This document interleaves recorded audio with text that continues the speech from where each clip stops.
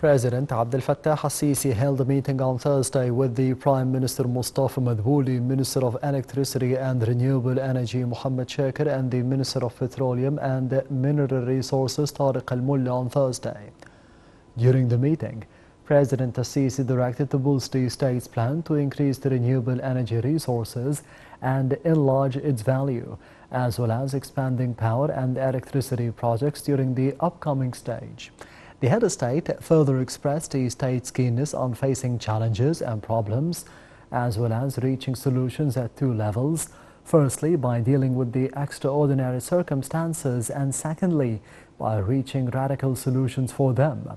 Presidential spokesman Ahmed Fahmy said that the meeting comes within the framework of the President's following up of means of securing citizens' needs and the economic activities from the electrical current through a constant and sustainable mean to avoid the power outages in the future.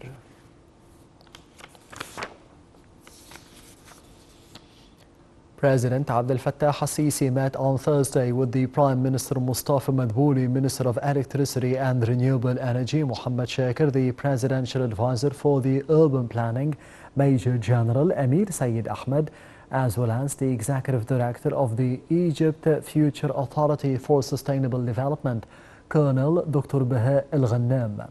The meeting tackled following up on the developments of the National Project for the Agricultural Production Egypt's Future, through which the President was briefed on the execution levels and the developments of both the current and the future stages, especially the increase of the cultivated areas, water supply, electrical power, among other infrastructure components of the project.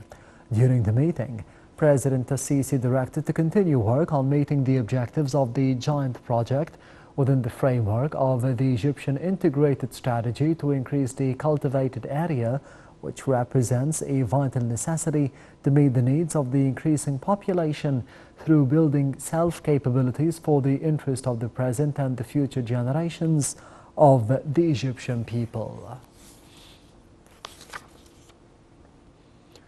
Prime Minister Mustafa Madbouli stressed that the importance of the Southern Cairo historic area as part of the state's plan to develop the historical and the archaeological areas. In a meeting to review the detailed suggested scheme to upgrade the area, Madbouli pointed out that the developing process is carried out according to a complete vision that puts into consideration all the historic, heritage-based, demographic and tourism dimensions. Meanwhile, the Minister of Higher Education and Scientific Research, Ayman Ashur, reviewed the most prominent points of the plan that endeavors achieving the utmost benefit of the historic and the heritage factors.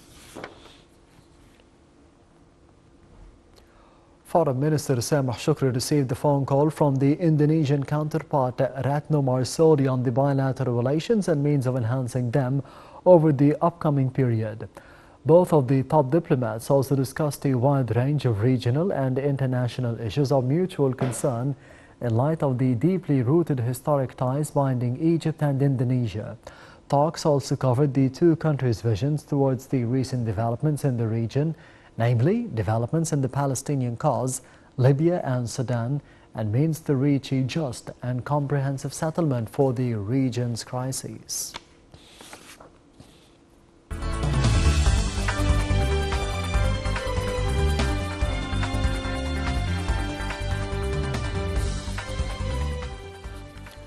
Minister of Finance Mohammed Maid said that the performance of the financial indicators during the years 2022-2023 was satisfying in regard of the current global challenges, which mirrored in the hike in the strategic commodities prices and shortage in the production supplies.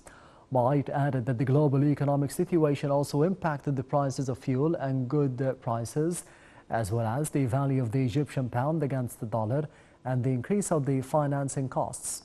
The minister also stated that the inflation decreased by 6.1% than the fiscal year 2021-22.